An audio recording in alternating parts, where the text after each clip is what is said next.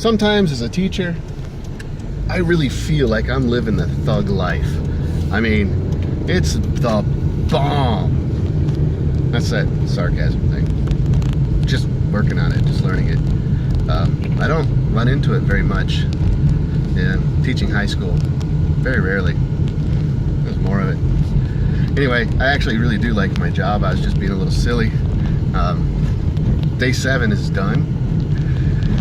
Summer school, Algebra 1 is what I'm teaching, if you haven't been following. But yeah, day 7's over with. And I've been teaching Algebra 1 for 11 years. I have taught at least one section of Algebra 1 every single year. And I've done summer schools, and I've taught the same level of math quite often at a community college. So you'd think maybe that I've got a system worked out, and I do, but I am really turning it on its head this summer. I am trying a lot of things. I am keeping the things that I know for sure work great, but I'm trying stuff. I'm trying new things. And I tried 2 things today that worked out really well, so I'd like to share those with you. The first is, well, a quiz. When you hand them back to students, it doesn't do much good. Students just look at it, throw it in their folder, whatever. Maybe, I mean, this would be about as in-depth as it would get most of the time. A quiz, a student might grab another student's quiz and compare the teacher's marks to see if they were graded the same. That's it. No learning, no reflection, nothing like that. So what I tried today to counter that, and I think it was partially successful because it was a quiz they did really bad on. Solving rational equations. I'm tired. Almost punch drunk, forgive me. They were solving rational equations, which is a very tricky topic for freshmen. So what I did was, I did not hand back their quizzes. I did a problem with them in detail, and then I gave them another problem that was similar.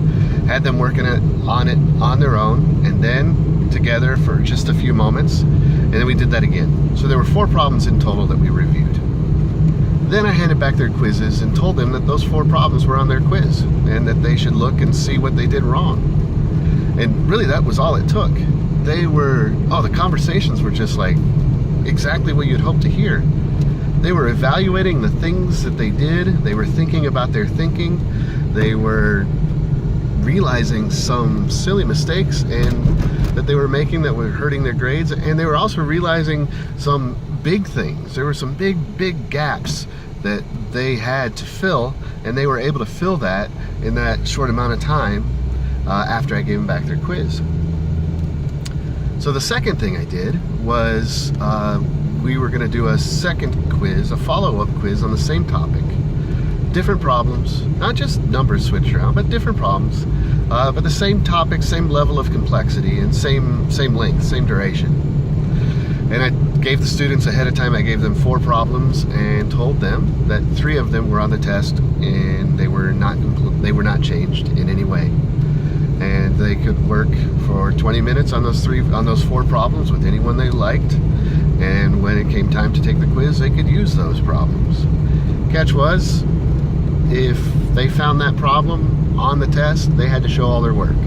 Having a right answer alone was insufficient.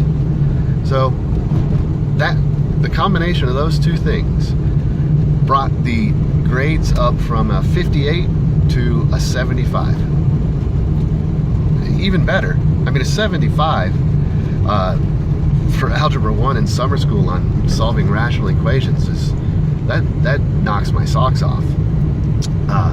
But to make it even better, the vast majority of the mistakes were related to sign errors or reducing answers, like get an answer 6/4, or simple inverse operations. And all of those things can be fixed through remediation, but they have to be done in context, at least in my experience.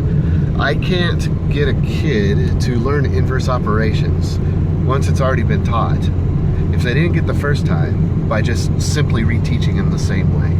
I have to show them how it's used in context with something larger, and then it seems to click.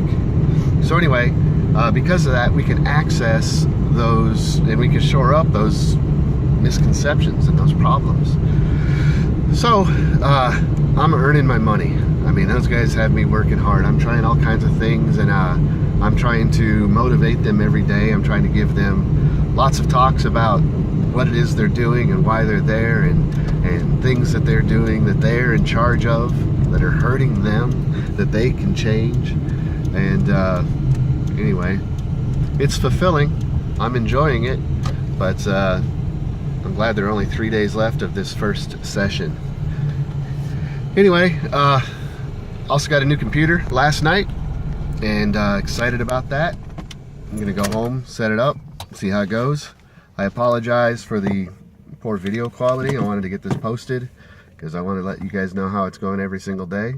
And so I'm going to upload this directly from my phone. Don't know how many does, ums, and ers will be in it again. And not sure about the quality of the video. Oh, there we go. It's a little better. But thanks for watching, and I'll post again tomorrow. Let you know how it went tomorrow. Anyway, have a good day.